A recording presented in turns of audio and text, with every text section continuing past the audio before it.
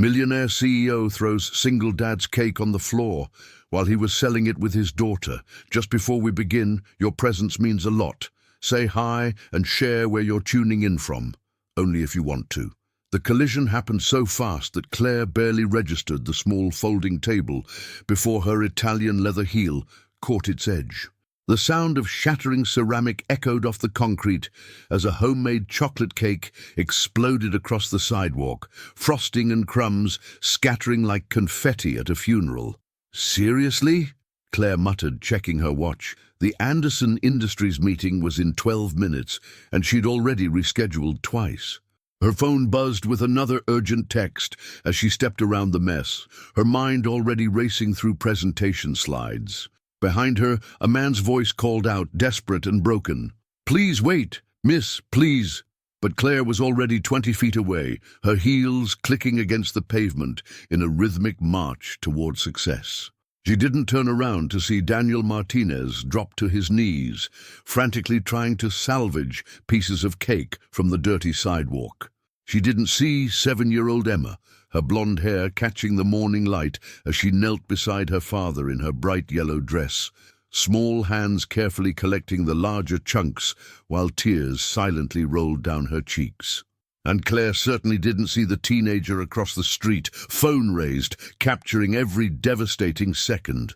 Daniel's weathered hands shook as he gathered what remained of their morning's work. 3 hours of baking before dawn, Emma carefully helping measure ingredients in their cramped studio apartment while he explained why Daddy had to work so early. The cake was supposed to be their rent money, $30 they desperately needed by Friday. "It's okay, Daddy," Emma whispered, though her voice trembled. "We can make another one." Daniel looked at his daughter, her school uniform clean but faded, her backpack held together with duct tape, and felt something break inside his chest. They had exactly $14 to their name, and the ingredients for one cake had cost $8. The math was simple and devastating. "Emma, sweetheart," he said, forcing his voice steady, "why don't you help Daddy clean this up, and then we'll figure out our next step." As they worked in silence, neither father nor daughter noticed the growing crowd of morning commuters slowing down, phones appearing, the soft buzz of social media beginning to hum with righteous indignation. By the time they'd disposed of the last crumb, the video was already spreading across 3 platforms. Claire burst through the glass doors of Anderson Industries exactly 7 minutes late, her assistant Jennifer immediately falling into step beside her. The presentation materials are loaded, coffees waiting in conference room A, and Marcus Anderson specifically asked that we start with the social media integration strategy. Jennifer rattled off, her own heels struggling to match Claire's pace. "Perfect. Any last-minute changes to the budget projections?" Claire asked, her mind finally settling into the familiar rhythm of business. "Nothing major, but there's been some unusual activity on your personal social media accounts. Lots of notifications in the last hour." Claire waved dismissively. "Probably just spam. Let's focus on landing this contract." A day. But even as she spoke, her phone continued buzzing with a persistence that made her jaw tighten. Unknown numbers, message notifications, and the familiar ding of Instagram mentions created a symphony of digital chaos that she couldn't ignore. The Anderson Industries presentation went flawlessly. Claire's pitch was sharp, professional, and perfectly calibrated to appeal to Marcus Anderson's ego while showcasing her company's capabilities. She walked out with a signed contract worth $200,000 and the satisfaction of another conquest in her growing empire. It wasn't until she was settling into her Tesla for the drive home that she finally checked her phone. 47 missed calls, 132 text messages. Her Instagram had exploded with hundreds of comments. Her Facebook was drowning in angry reactions, and her LinkedIn, her professional LinkedIn, was being bombarded with messages calling her everything from heartless to significantly worse. With growing dread, Claire opened the video that was tagged in nearly every notification. The timestamp showed it was filmed just 3 hours earlier. The location tag made her stomach drop. 4th Avenue and Pine, right outside the Anderson Industries building. She watched herself hurrying down the sidewalk, watched her heel catch the table, watched the cake explode across the concrete. But most devastating of all, she watched herself walk away without a backward glance, while a man and his young daughter knelt in the debris of their demolished hopes. The video had been viewed 43,000 times. The comments were brutal. "This is what's wrong with America. Rich people who think everyone else is invisible. That poor baby. Look at her trying to help her daddy. My heart is breaking. Someone needs to identify this woman. Actions have consequences. Corporate greed in designer shoes, disgusting." Claire's hands trembled as she read comment after comment, each one a knife twisted deeper into her conscience. But it was the caption that destroyed her. "Privilege in action. Woman destroys struggling father's only source of income, doesn't even look back. Let's find her and demand accountability." Her phone rang. Jennifer's name flashed across the screen. "Claire, we need to talk." Jennifer's voice was tight with panic. "The video is everywhere. Channel 5 just called, asking for a statement. Your company's Yelp page is being bombed with 1-star reviews, and someone posted your office address in a Facebook group with 50,000 members. How did they connect me to the company?" Claire asked, though she already knew the answer. In the age of social media, privacy was an illusion. "Your headshot is on the company website. It took them exactly 90 minutes to identify you. Claire, this is bad. Really bad." Claire ended the call and sat in her car, watching the video loop again and again. Each replay revealed details she'd missed in her rush. The hand-painted sign reading "Emma's Daddy's Cakes, $3. The careful way the little girl had arranged plastic forks on the table, the man's work-worn hands, and the hope that had died in his eyes as she walked away. Her own daughter, 16-year-old Sophia, would be home from school soon. Claire had been planning to share the news about the Anderson Industries contract, maybe suggest they celebrate with dinner at that new steakhouse downtown. Instead, she'd be explaining why her face was plastered across social media as the villain in someone else's tragedy. The drive home felt endless. Claire's mind raced through damage control strategies, public relations firms, maybe a charitable donation to deflect attention, perhaps a carefully worded apology that admitted no legal liability. But every scenario felt hollow against the image burned into her memory. A 7-year-old girl in a bright yellow dress, carefully collecting pieces of cake from a dirty sidewalk, while her father's dreams crumbled around them.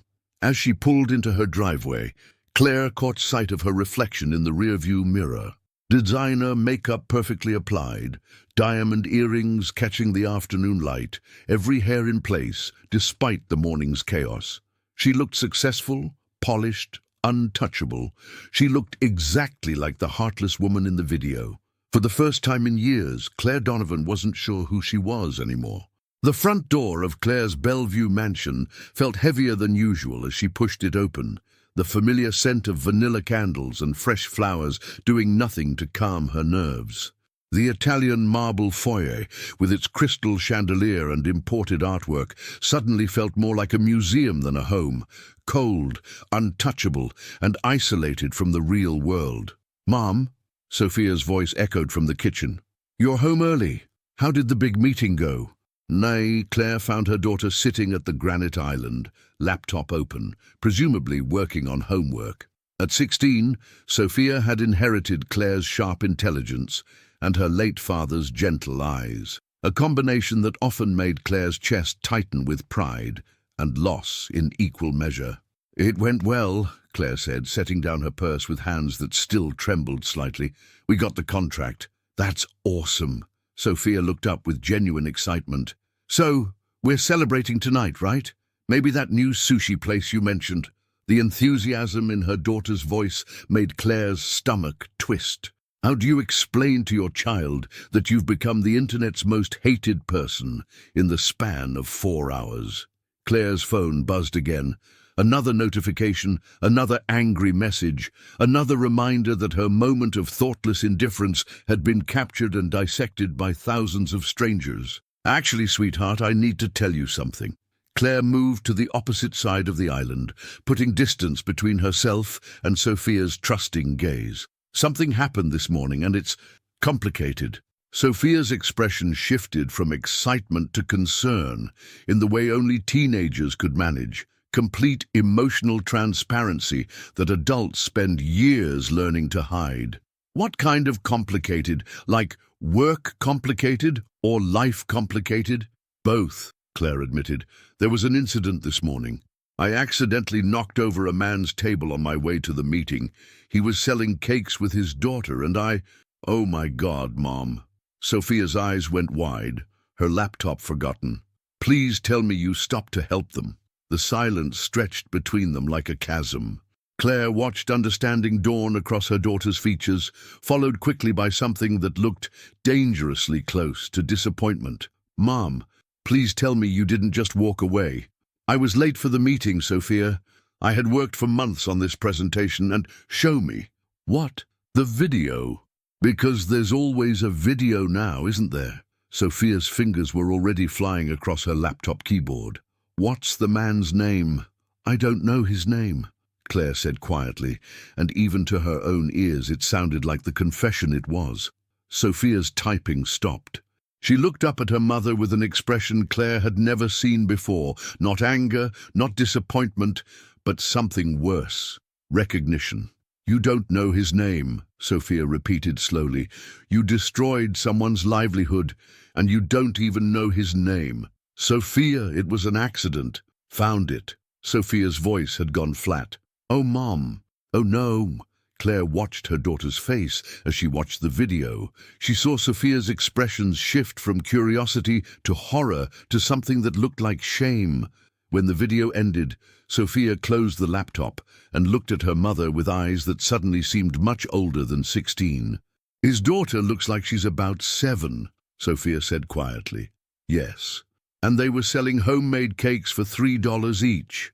Yes. To pay rent, according to the comments. The dad works 2 part-time jobs, but it's not enough. So they bake at 4 in the morning to make extra money. Claire felt something crack inside her chest.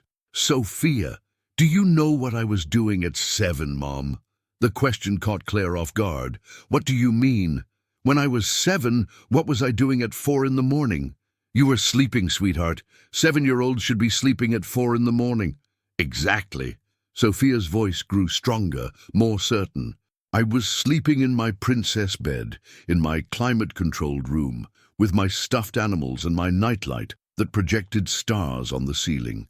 I was sleeping because I was a child, and children should be able to be children. Claire felt the weight of comparison settling over her like a lead blanket. This little girl, Emma, yes, I read the comments. Her name is Emma. She was awake at 4 in the morning, helping her daddy bake cakes because they need money for rent. She's 7, Mom. She should be worried about spelling tests and whether the tooth fairy is real, not whether they're going to have a place to sleep next month. Sophia, life is complicated. No, it's not. Sophia stood up, her teenage height suddenly intimidating in the vast kitchen. It's actually really simple. Someone needed help, and you chose not to help them. Someone was struggling, and you made it worse. Someone was trying to survive, and you walked away. The words hung between them like accusations. Claire wanted to defend herself, to explain the pressure she'd been under, the importance of the meeting, the months of preparation that would have been wasted. But looking at her daughter's face, all those justifications crumbled into dust. The comments are really angry, Mom. Like really angry. People are calling you terrible things. I know. They found your company. They found our address. They're posting about boycotting your clients. I know. Sophia was quiet for a long moment, her fingers tracing patterns on the granite countertop. When she spoke again, her voice was barely above a whisper. There's something else, Mom. Claire's stomach dropped. What? Some of my friends saw it. It's in the group chat for my grade. Everyone's talking about it. The implications hit Claire like a physical blow. High school was cruel enough without having your mother become a viral villain. Sophia, I'm so sorry. That's not the worst part, Sophia interrupted. The worst part is what Jessica Martinez said. Who's Jessica Martinez? She's in my AP history class. Really smart, kind of quiet, always brings lunch from home in a paper bag instead of buying from the cafeteria. We're not super close, but she's nice. Claire waited, dreading whatever came next. She saw the video and said, "That's my cousin Daniel and my little cousin Emma." She started crying right there in the hallway, Mom. She said Daniel's been taking care of Emma alone since her mom left 2 years ago, and he's been struggling so hard to make ends meet. Jessica sometimes brings extra lunch for Emma when she visits because there isn't always enough food at their apartment. The kitchen felt like it was spinning around Claire. The granite countertops, the professional-grade appliances, the wine fridge stocked with bottles that cost more than Daniel probably made in a week. It all felt obscene. Jessica asked me if I knew who the woman in the video was. She wanted to know if there was any way to find her and ask for help, not for money, but just for her to acknowledge what happened, to maybe help them replace what was lost.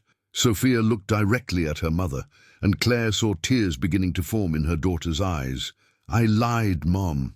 I told her I didn't know who it was. I lied to protect you, but also because I was ashamed, because if my classmate knew that my mother was the person who hurt her family, what would that make me?" The question hung in the air like smoke. Claire reached for her daughter, but Sophia stepped back. "I need to ask you something, and I need you to be really honest." "Of course. If that was me on the sidewalk, if I was 7 years old and hungry and trying to help my daddy sell cakes for rent money, and some stranger knocked over our table and destroyed everything we had," Sophia's voice broke slightly, "would you have stopped? Would you have helped, or would you have walked away from me too?" The question pierced straight through to Claire's core. She opened her mouth to answer, to reassure, to promise that of course she would have helped her own daughter. But the words wouldn't come. Because looking at the woman she'd become, the one who prioritized meetings over humanity, success over compassion, she wasn't sure she could make that promise, and her daughter saw that uncertainty in her eyes. "I'm going to my room," Sophia said quietly. "I have homework to do, and I need to think about whether I'm going to tell Jessica the truth tomorrow." She paused at the kitchen doorway without turning around. "For what it's worth, Mom, I hope you figure out how to fix this. Not because of the bad publicity or the business stuff, but because that little girl deserves better than what you gave her today. And honestly, so do you." Claire stood alone in her perfect kitchen, surrounded by the evidence of her success, and finally understood that she had everything she'd ever wanted and nothing that actually mattered. Her phone buzzed one more time, another angry message from another stranger, but this time, instead of deleting it, Claire read every word, because maybe, just maybe, it was time to start listening. Claire didn't sleep that night. She sat in her home office, laptop glowing in the darkness, reading comment after comment on the viral video that now had over 2 million views. Each one was a small knife, cutting deeper into her understanding of herself and the woman she'd become. Update from Seattle. Local news found the father. His name is Daniel Martinez, 34, works as a night janitor and weekend delivery driver. His daughter, Emma, 7, attends Lincoln Elementary. They live in a studio apartment in South Seattle, and the cake business was their way of trying to make rent. The cake she destroyed took them 3 hours to make and cost $8 in ingredients they couldn't afford to lose. The comments that followed were a mixture of heartbreak and rage. "Someone start a GoFundMe for this family. I live in Seattle. Does anyone know where I can find them to help? That woman needs to be held accountable. Actions have consequences." But it was the smaller details that destroyed Claire. Someone had found Emma's school and learned that she was often late because she helped her father with early morning cleaning jobs. A teacher, posting anonymously, mentioned that Emma frequently fell asleep in class but never complained. A neighbor had shared that Daniel could be heard every night helping Emma with homework after his late shifts, their voices carrying through thin walls as he patiently explained math problems he'd probably learned to solve decades ago. At 3 a.m., Claire found herself on the Lincoln Elementary website, staring at a photo from their recent science fair. There in the background was a small girl with blonde hair wearing a cheerful yellow dress, holding a handmade poster about volcanic eruptions. The resemblance to the child in the video was unmistakable. Emma Martinez, 7 years old, honor roll student, favorite subject, art, dreams of becoming a teacher like Miss Rodriguez. Claire closed the laptop and walked to her daughter's room, stopping outside the closed door. She could hear Sophia moving around inside. Apparently, she wasn't the only one having trouble sleeping. A soft knock brought no response, but Claire entered anyway. Sophia was sitting on her bed, phone in hand, tears streaming down her face. "Sweetheart, Jessica's been texting me all night," Sophia said without looking up. "Her whole family is trying to figure out how to help Daniel and Emma. They're setting up a fundraiser at their church, but Jessica's worried it won't be enough." Sophia finally looked at her mother, her eyes red and swollen. "She trusts me, Mum. She's been telling me all these stories about Emma, about how smart she is and how much she loves school, but how she's been struggling because she's so tired all the time. Jessica's been bringing extra lunch for weeks, thinking Emma was just a picky eater, but now she realizes Emma's probably hungry." Claire sat on the edge of the bed, maintaining distance but offering presence. "What else did Jessica tell you?" "Daniel's been working nights at an office building downtown and weekends doing delivery for a catering company, but it's not enough. The rent on their studio is $200 a month, which is cheap for Seattle, but when you're making minimum wage..." Sophia's voice broke. "Mom, they were selling cakes for $3 each. They needed to sell 10 cakes just to make $30. How many days of getting up at 4 a.m. would that take?" Claire did the math in her head and felt sick. At best, they might sell 3 or 4 cakes on a busy morning. It would take Daniel and Emma weeks of pre-dawn baking sessions to make significant money. "Jessica showed me Emma's art," Sophia continued, scrolling through her phone. "Look, the image on Sophia's screen was a child's drawing, but extraordinarily detailed for a 7-year-old. It showed a man and a little girl standing in front of a small house, surrounded by flowers and sunshine. At the bottom, in careful first-grade handwriting, 'Me and Daddy in our someday house with a garden.' She drew this last month," Sophia said. "Jessica says Emma talks about the someday house all the time. Not a mansion or anything crazy, just a little house with 2 bedrooms so she can have her own room, and a kitchen big enough for them to cook together, and a backyard where she can plant flowers." Claire stared at the drawing, thinking of her own house with its 7 bedrooms, 3 kitchens, and professionally landscaped grounds that she barely noticed anymore. "There's more," Sophia said, her voice growing stronger. "Jessica told me Daniel's been teaching Emma Spanish in the evenings, reading her stories their grandmother used to tell him. He's been saving money, $20 a month, to buy her a guitar because she loves music. But last month he had to use that money to fix their car so he wouldn't lose his weekend job." Each detail was another weight added to Claire's chest. She thought of Sophia's music lessons, the piano that cost more than Daniel probably made in 6 months. The guitar collection in the music room that hadn't been played in years. "Mom," Sophia said quietly, "I've made a decision about telling Jessica the truth." Claire's stomach clenched. "What have you decided?" "I'm going to tell her. Tomorrow, after school, because she deserves to know, and because keeping this secret is making me someone I don't want to be." "Sophia. But first, I want to give you a chance to make this right." Claire looked at her daughter, seeing strength and moral clarity that she'd somehow lost along her path to success. "What do you mean?" "I mean, I want you to find Daniel and Emma. I want you to apologize, really apologize, not some lawyer-approved statement.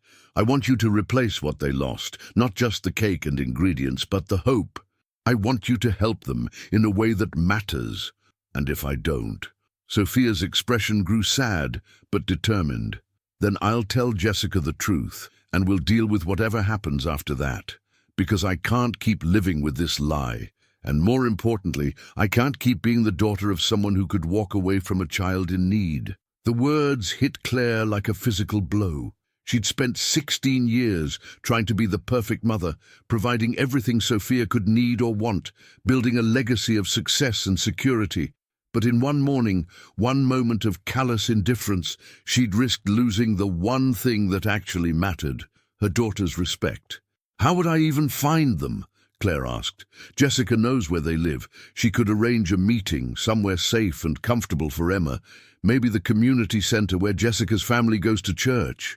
Claire was quiet for a long moment, thinking through the implications. Meeting Daniel and Emma face to face would make this real in a way that signing a check couldn't. It would mean confronting not just her actions, but the person she'd become. It would mean seeing Emma's eyes and knowing that she was the reason those eyes had filled with tears. But it would also mean having the chance to see them as people, not just characters in a viral video. It would mean having the opportunity to do something that mattered, something that wasn't about profit margins or market share or corporate acquisitions. "Okay," Claire said finally. "Ask Jessica to arrange a meeting, but Sophia..." "Yeah? I want you to come with me. Not to hide behind, but because this affects you too. Because you're the one who taught me that 7-year-olds should be sleeping at 4 in the morning, not helping their father survive. Because you're the one who reminded me what really matters." Sophia smiled for the first time in hours, and Claire felt a small crack of light break through the darkness that had been crushing her chest. "There's something else, Mom. Something I need to tell you." "What is it?"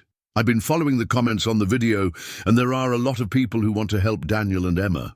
Good people who are trying to raise money and bring them groceries and support them, but there are also people who are really angry at you, and some of them are talking about protesting at your office, or worse."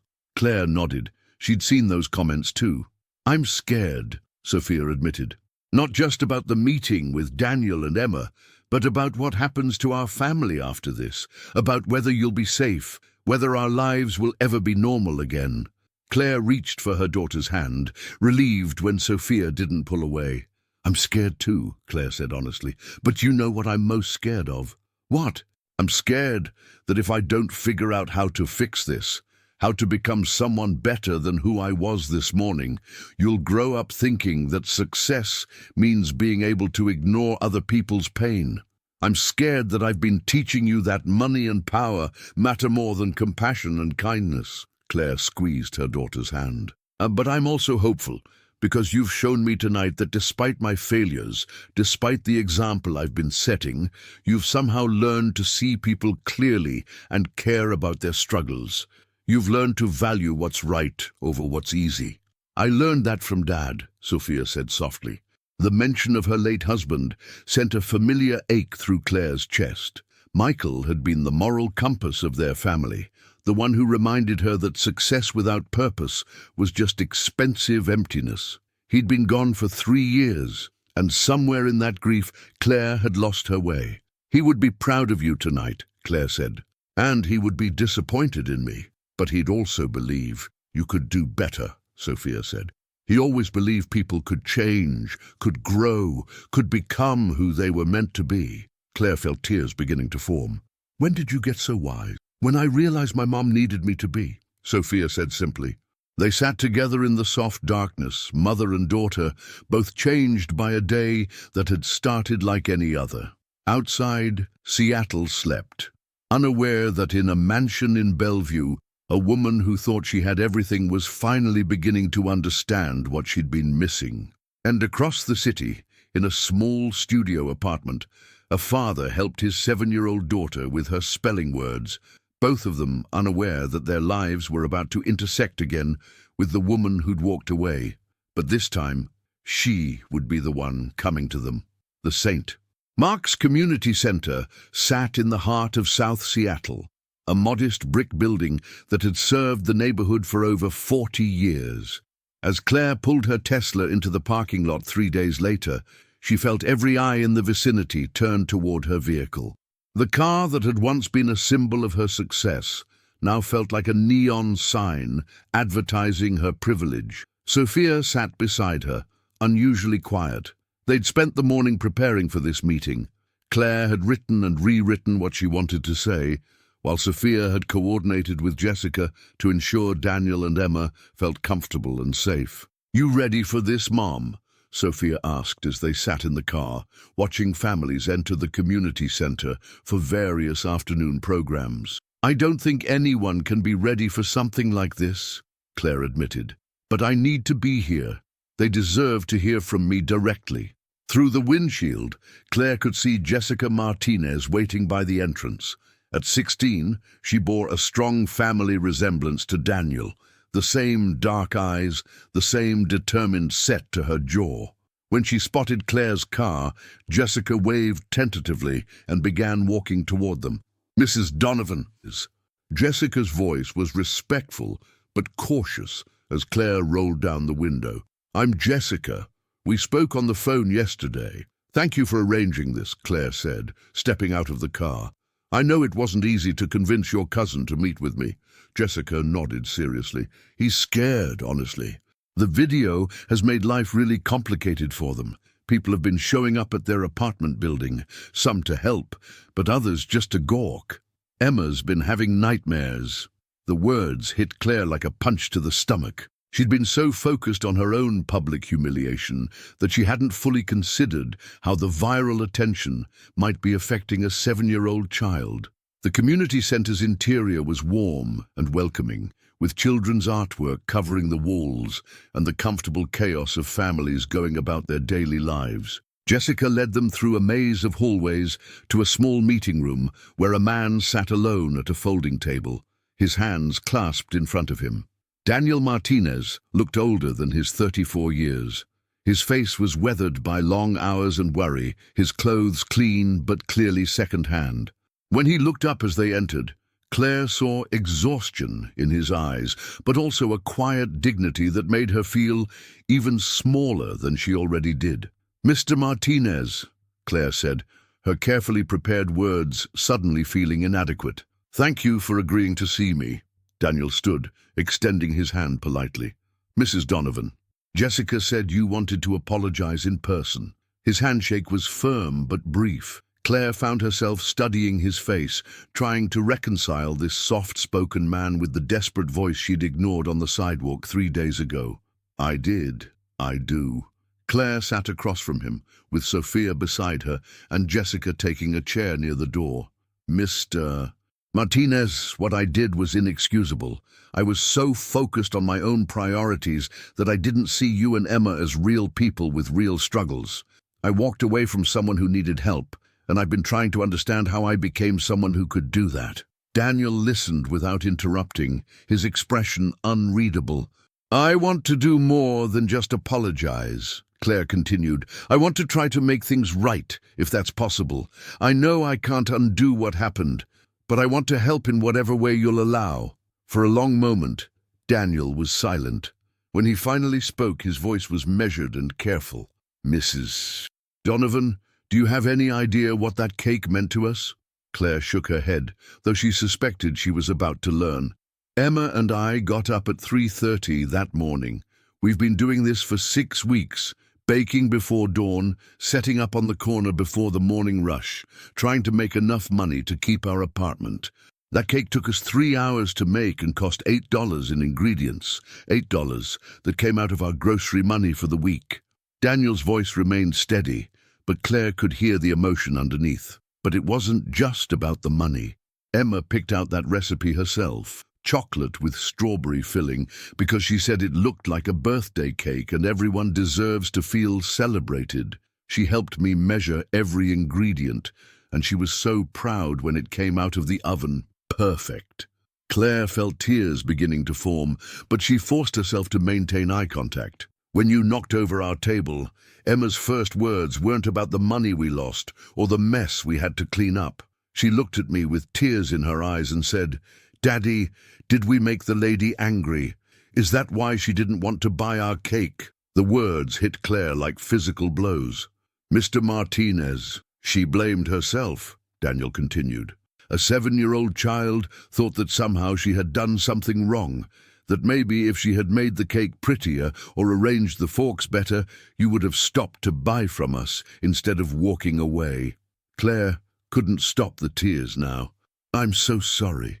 I'm so incredibly sorry. The thing is, Mrs. Donovan, we see people like you every day. People in expensive clothes, driving expensive cars, living in a world that seems so far removed from ours that we might as well be invisible. And usually that's fine. We don't expect anything from strangers. Daniel leaned forward slightly. But when you knocked over our table, when our morning's work was destroyed and our hope was scattered across the sidewalk, we needed just one person to see us as human beings worthy of basic consideration. We needed someone to stop and acknowledge what had happened. We needed someone to care. You're absolutely right, Claire said, her voice thick with emotion. I failed you both in the most fundamental way possible. Daniel nodded slowly. The video going viral has been complicated. On one hand, people have been incredibly generous. We've received enough donations to pay our rent for the next 3 months, and Emma has gotten cards and gifts from strangers all over the country. That's wonderful, Sophia said quietly. It is, Daniel agreed. But it's also shown Emma a side of the world that I was hoping to protect her from for a few more years. She's seen the angry comments about you, Mrs. Donovan, and she's started to understand that there are people who have so much while we have so little. Daniel rubbed his face tiredly. Last night, she asked me why God made some people rich and some people poor. She wanted to know if we were poor because we weren't good enough, or if rich people were rich because they were better than us. How do you explain economic inequality to a 7-year-old? Claire felt the weight of responsibility settling over her like a lead blanket. Her thoughtless action hadn't just destroyed a cake, it had forced a child to confront harsh realities about fairness and privilege that no 7-year-old should have to understand. Mr. Martinez, I want to help, not just with money, though I hope you'll let me replace what was lost and more. I want to find a way to show Emma that not all people with advantages use them carelessly. I want to prove to her and to you that people can change. Daniel was quiet for a long moment, considering. What did you have in mind? Claire took a deep breath. I've been thinking about this constantly for 3 days. I want to offer you a job, a real job with benefits and stability. I have connections throughout Seattle's business community, and I could help you find work that pays a living wage. That's generous, Daniel said carefully, but I'm not looking for charity. It wouldn't be charity. You'd earn every penny. But I also want to do something specifically for Emma, with your permission. Daniel waited. I have a daughter, and I've seen how important it is for children to believe in their dreams. Jessica told us that Emma loves art and music and wants to be a teacher someday. I'd like to set up an education fund for her, not just for college, but for art supplies, music lessons, whatever she needs to explore her talents. Claire leaned forward earnestly. But more than that, I want Emma to know that her worth isn't determined by how much money her family has. I want her to understand that every person deserves dignity and respect, regardless of their circumstances. Daniel considered this carefully. And what do you get out of this? The question surprised Claire with its directness. What do I get? Everyone wants something, Mrs. Donovan. You're offering a lot of help to people you didn't care about 3 days ago. So what's your motivation? Claire thought about how to answer honestly. All of those things, if I'm being completely transparent. I do feel guilty. I am worried about the public backlash affecting my business and my family. She paused, gathering her thoughts. But there's something else. When I saw that video, when I watched myself walk away from you and Emma, I didn't recognize the person I'd become. I've spent so many years focused on building wealth and success that I forgot why those things were supposed to matter. Claire looked directly at Daniel.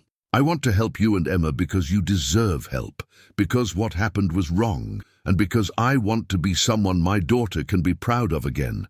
But I also want to help because maybe, in some small way, it will help me remember who I used to be.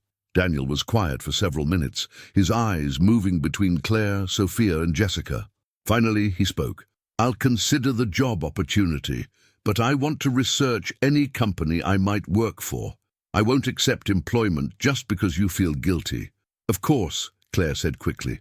As for Emma's education fund, I'll need to think about that too. I want my daughter to have opportunities, but I also want her to understand the value of working for what she gets. Daniel stood up slowly. But there's one condition for any of this to move forward. Name it. I want you to meet Emma. Not for a photo opportunity or to make yourself feel better, but because she's been asking about you. She wants to know why you were in such a hurry that day, and she wants to tell you that she forgives you. The words hit Claire like a revelation. She wants to forgive me. Mrs. Donovan, my daughter has a heart bigger than most adults I know. Despite everything that's happened, she's worried about you. She saw some of the mean comments online before I could stop her, and she's been praying every night that you're not too sad. Claire felt her chest constrict with emotion. She's been praying for me? Emma believes that everyone deserves kindness, even people who haven't been kind to her. Daniel walked to the door and opened it slightly. Emma, can you come here for a minute, sweetheart? A moment later, the little girl from the video appeared in the doorway. She was smaller than Claire had expected, with blonde hair that caught the fluorescent lights and those same dark eyes as her father and cousin. She wore a different yellow dress today, paired with sneakers that had seen better days, and she clutched a folded piece of paper in her small hands. Emma, Daniel said gently, this is Mrs. Donovan, the lady from the other day. Emma looked at Claire with curious, intelligent eyes that held no trace of anger or resentment. Instead, she stepped forward with the confidence of a child who had been raised to believe that most people were fundamentally good. Hi, she said simply. I made you something. She held out the folded paper, which turned out to be another drawing. This one showed two stick figures, a tall woman in a blue dress and a small girl in yellow holding hands under a rainbow. At the top, in careful 7-year-old handwriting, for the busy lady, from Emma. I wanted to draw you happy, Emma explained. Daddy said sometimes grown-ups get so busy thinking about important things that they forget to notice other people, but I think you're probably nice when you're not too busy. Claire took the drawing with trembling hands, unable to speak for a moment. Emma, she finally managed, this is the most beautiful thing anyone has ever given me. Emma beamed. Do you like rainbows? I put one in because rainbows come after storms, and Daddy says that's like how good things can happen after sad things. I love rainbows, Claire said, and meant it. And Emma, I want you to know that I'm very, very sorry about what happened to your cake. Your daddy told me you worked very hard on it. Emma nodded seriously. It was a really good cake. We made it with extra love. I'm sure you did. And I'm sorry I was too busy to notice you and your daddy that day. You both deserved better than that. Emma considered this gravely. It's okay. Daddy says everyone makes mistakes sometimes. The important thing is to try to do better next time. Claire looked at this remarkable child who had every reason to be angry or hurt, but instead was offering forgiveness with the simple wisdom that only children possessed. Emma, would it be okay if I tried to do better, not just next time, but from now on? Emma's face lit up. Yes, and maybe you could come have cake with us sometime? I could teach you my special recipe. Claire laughed through her tears. I would be honored to learn your special recipe.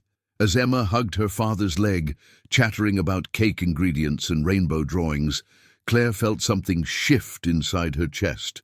For the first time in years, she felt like she was exactly where she was supposed to be. 2 weeks later, Claire sat in her office staring at a resignation letter from her biggest client. Anderson Industries was pulling their contract, citing concerns about brand association in light of recent negative publicity. It was the 4th client she'd lost since the video went viral, and her assistant Jennifer had scheduled an emergency meeting with her remaining accounts to do damage control. But instead of panic, Claire felt something unexpected: relief. Her phone rang. Claire, it's Marcus Anderson. I wanted to call personally to explain our decision. I understand, Marcus. Bad press is bad for business. The board feels that someone who could walk away from a struggling family doesn't align with our company values. Claire almost laughed at the irony. Anderson Industries had built their fortune on overseas manufacturing that exploited cheap labor, but her moment of callousness was somehow a bridge too far. "I respect your decision," Claire said simply.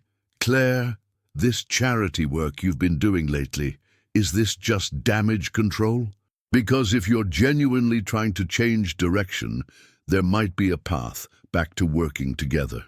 Claire looked out her office window at the Seattle skyline, thinking about Emma's drawing that now hung framed beside her college diplomas. "Marcus, I appreciate the offer, but I think Anderson Industries and I want different things now."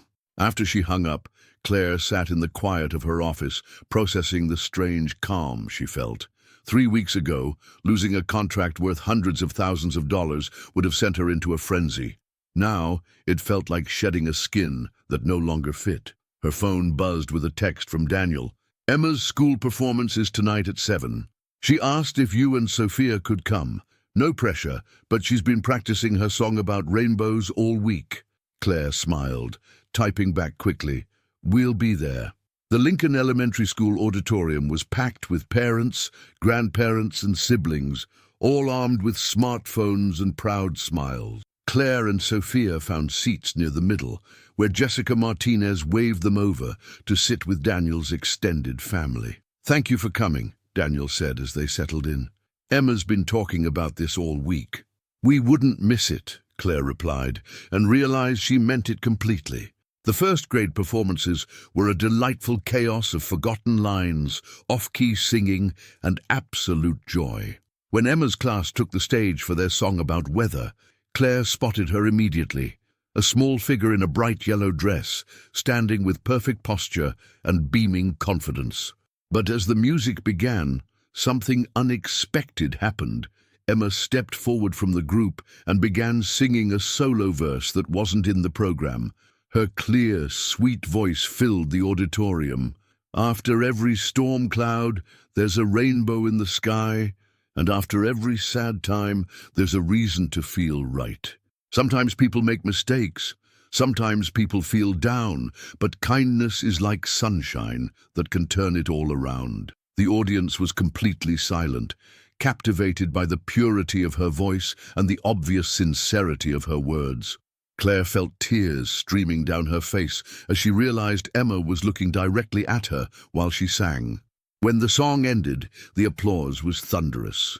Emma took a small bow, then broke from the group formation to wave at Claire and Sophia before rejoining her classmates. "Did she write those lyrics herself?" Sophia whispered to Jessica. "She did," Jessica whispered back. "She told her teacher it was a song about second chances." After the performance, they waited outside the auditorium for Emma to emerge from her classroom.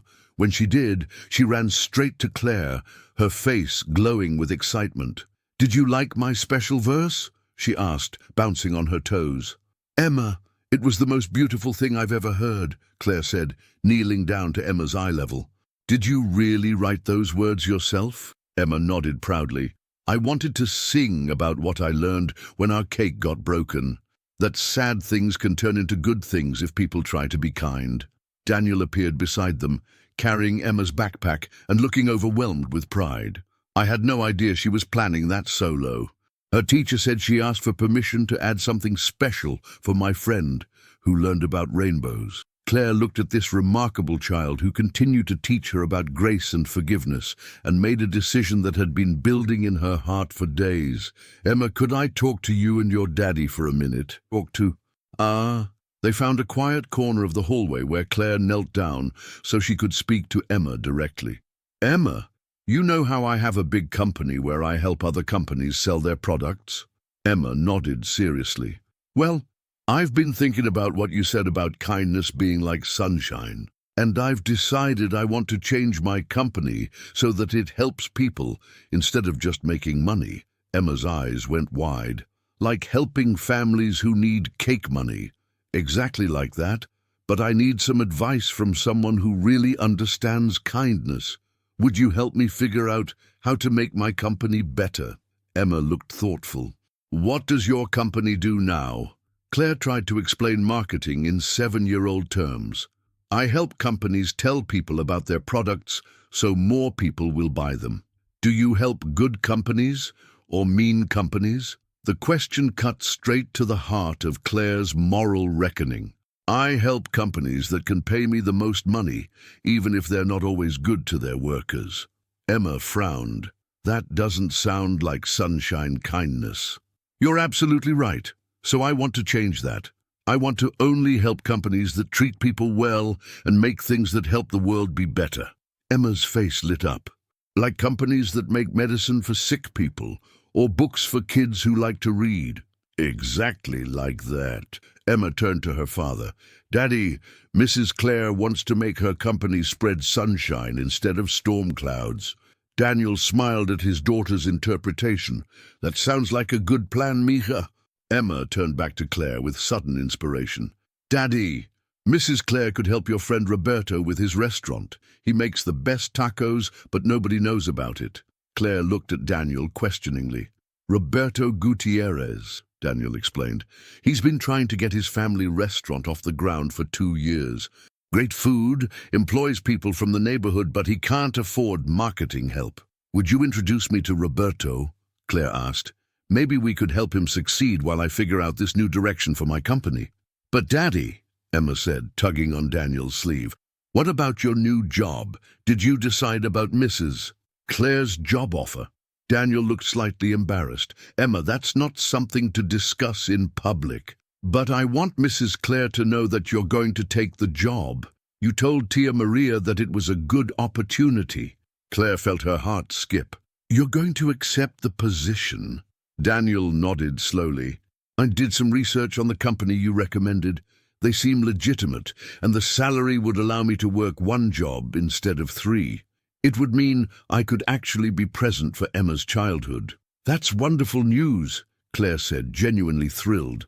But, Daniel continued, I want to be clear that I'm taking this job because I'm qualified for it and because it's a good opportunity for my family, not because I feel obligated to you. I wouldn't want it any other way, Claire assured him. Emma clapped her hands excitedly. This is the best day ever. Daddy gets a good job, Mrs. Claire gets to help Roberta with tacos, and I got to sing my rainbow song for everyone. As they walked toward the parking lot together, Emma skipping between the adults and chattering about her performance, Claire felt a profound shift in her understanding of success. 3 weeks ago, she'd measured her worth by contract values and profit margins. Tonight, watching a 7-year-old girl sing about kindness and second chances, she realized that success might actually be measured by how many people you lift up instead of how high you climb alone. Mrs. Blair, Emma said, suddenly stopping her skipping, can I ask you something? Of course, sweetheart. When you help Roberto with his restaurant, and when you only work with good companies, will you make less money? It was a surprisingly sophisticated question from a 7-year-old. Probably yes, at least at first. Emma considered this seriously. But will you be happier? Claire thought about the relief she'd felt losing the Anderson Industries contract, about the joy of watching Emma perform, about the sense of purpose that was growing in her chest. I think I will be much happier. Emma nodded sagely. Daddy always says that being happy is worth more than being rich. But maybe you can be a little bit of both if you're really good at helping nice people. Once again, a child had distilled complex adult concepts down to their essential truth. Claire could build a successful business around helping good people succeed, finding the intersection of profit and purpose. Emma, you might just be the smartest business consultant I've ever worked with. Emma giggled. I don't know what that means, but it sounds important. As they said their goodbyes in the parking lot, Emma ran back to give Claire one more hug. Thank you for coming to my show, she whispered, and thank you for learning about rainbows. Thank you for teaching me, Claire whispered back. 6 months later, Claire stood in the bustling kitchen of Roberto's Tacos y Mas, watching the lunch rush in full swing. The small restaurant was packed, with a line stretching out the door and online orders pinging constantly. The transformation had been remarkable. What started as a struggling neighborhood joint was now Seattle's hottest destination for authentic Mexican cuisine. "Claire," Roberto called over the sizzling of onions and peppers, "Channel 7 News wants to interview us about the story. You ready for this?" Claire laughed, adjusting the apron she wore over her business clothes. She'd spent the morning helping with food prep, something that would have been unimaginable in her previous life. "As ready as I'll ever be," she called back. The past 6 months had been the most challenging and rewarding of Claire's professional career. Her company, now renamed Sunshine Marketing, Emma's suggestion, had lost 60% of its clients in the transition to only working with socially responsible businesses. But the clients they'd gained, small family restaurants, ethical manufacturers, non-profit organizations, had brought energy and purpose to the work that Claire had never experienced. They'd helped Roberto increase his revenue by 400% through social media marketing, community partnerships, and video campaigns that told the story of his family's recipes. The success had attracted other socially conscious businesses, and Claire found herself busier than ever, just with work that actually mattered. The restaurant door chimed, and Claire looked up to see Daniel walking in with Emma, both dressed up for the television interview. "Sorry we're late," Daniel said, giving Claire a quick hug. Emma insisted on stopping to buy flowers for Roberto's big day. Emma, now 7 3/4, as she insisted, rushed forward with a bouquet of daisies. "These are for making the restaurant so successful, Mr. Roberto." Roberto emerged from the kitchen, wiping his hands on his apron, and knelt down to accept Emma's flowers. "Gracias, mi niña. These are beautiful." "Emma picked them because she said daisies look like little suns," Daniel explained. Claire felt the familiar warmth that Emma's presence always brought. The little girl had become an unofficial consultant for Sunshine Marketing, offering her 7-year-old perspective on which businesses deserved their help. Her criteria was simple but effective. Do they make people happy or sad? "Mrs. Claire," Emma said, tugging on her sleeve, "the news people are here." Indeed, a small crew from the local evening news was setting up cameras near the front of the restaurant. The reporter, a woman in her 30s with kind eyes, approached their group. "I'm Sarah Chen from Channel 7 News. We're here to do a follow-up story on the viral video incident and how it's led to this community transformation. Which one of you is Claire Donovan?" Claire stepped forward, still feeling a flutter of nervousness when faced with media attention. The early weeks after the video had been brutal, with reporters painting her as either a heartless villain or a cynical opportunist. But gradually, as her actions spoke louder than words, the narrative had begun to shift. "That's me," Claire said, "though I think the real story here is about Roberto and what he's built." "Actually," Sarah said, "our research suggests this is a story about how one moment of thoughtlessness became a catalyst for genuine change. We want to talk about redemption, community, and the ripple effects of both cruelty and kindness." Emma stepped forward boldly. "Are you going to tell people about the rainbow song?" Sarah knelt down to Emma's level. "You must be Emma Martinez. I've heard a lot about you, and yes, we definitely want to hear about your rainbow song." Claire's interview was honest and sometimes painful. She talked about the person she'd been 6 months ago, driven by profit, disconnected from the human cost of her success, so focused on her own priorities that she'd become blind to the needs of others. "The hardest part," Claire told Sarah, "was recognizing that walking away from Daniel and Emma wasn't an aberration. It was who I had become.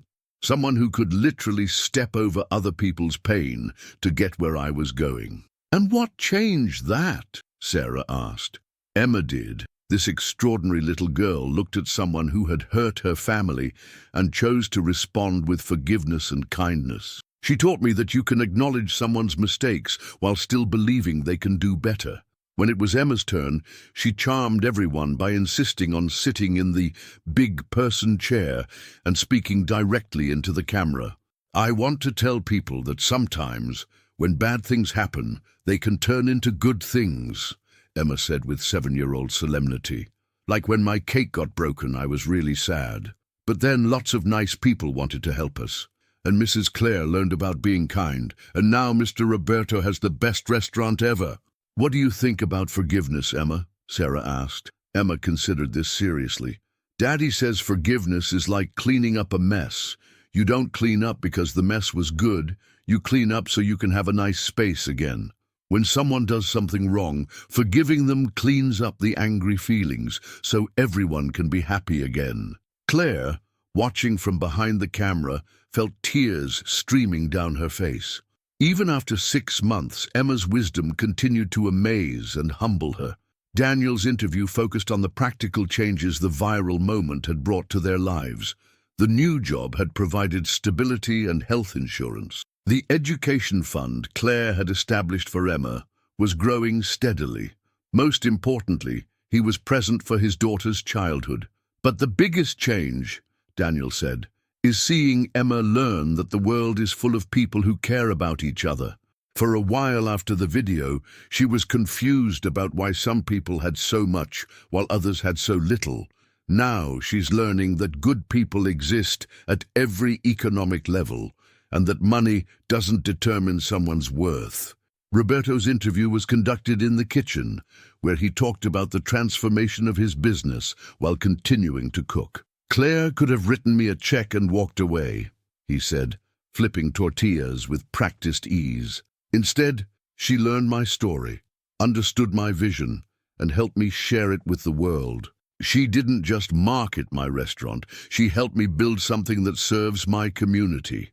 That evening, Claire, Sophia, Daniel, Emma, and Roberto gathered at the restaurant to watch the news segment together.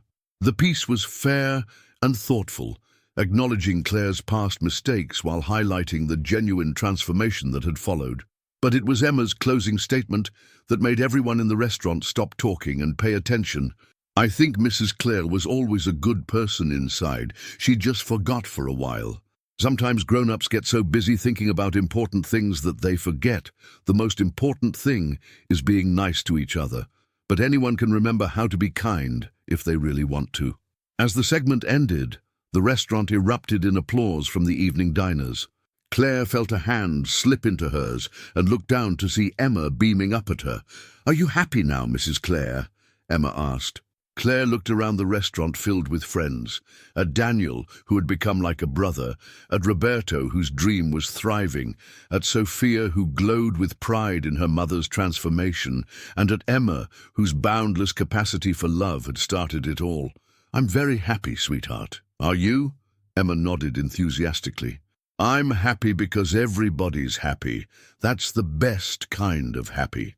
Later that night, Claire sat alone in her car outside the restaurant, processing the events of the day. Her phone buzzed with messages from people across the country who had been touched by Emma's story of forgiveness and second chances. As she started her car to drive home, Claire caught sight of her reflection in the rearview mirror. She looked different than she had 6 months ago. There was a peace in her eyes that hadn't been there before. Her phone rang. Sophia's name appeared on the screen. "Mom, the response to tonight's story is incredible. People are calling you and Emma an inspiration." Claire smiled. "That's nice, but you know what's more important to me." "What?"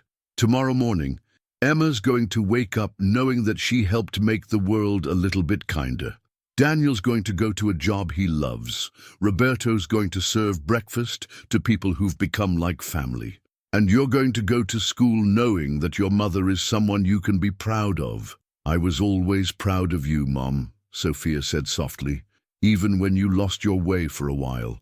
I know you were, sweetheart, but now I'm someone I can be proud of too." And as Claire drove through the quiet Seattle streets toward home, she thought about the journey that had brought her to this moment.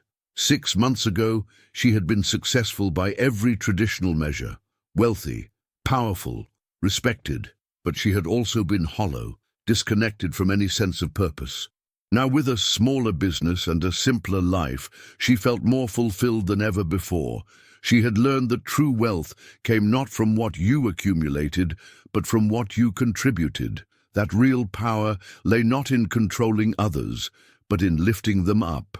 But perhaps most importantly, She had learned that children like Emma were the real teachers in this world, that their capacity for forgiveness, their instinct for kindness, and their belief in the fundamental goodness of people was not naivety, but wisdom that adults spent lifetimes trying to reclaim. As she pulled into her driveway, Claire's phone buzzed one more time, a text from Daniel. Emma wanted me to tell you she's excited for cake baking lessons this weekend. She says she has a new recipe idea. Sunshine cake with rainbow frosting. She thinks it will help spread kindness one slice at a time. Claire laughed out loud, imagining Emma's enthusiastic explanation of her latest culinary creation. In a world that often seemed dark and divided, a 7-year-old girl's sunshine cake with rainbow frosting felt like exactly the kind of light it needed. Tomorrow would bring new challenges, new opportunities to choose kindness over convenience, purpose over profit. There would be difficult decisions, moments of doubt, and the ongoing work of being the person she wanted to be. But tonight, Claire Donovan was exactly where she belonged, grateful for second chances, humbled by the forgiveness of a child, and committed to spending the rest of her life proving that people really could change.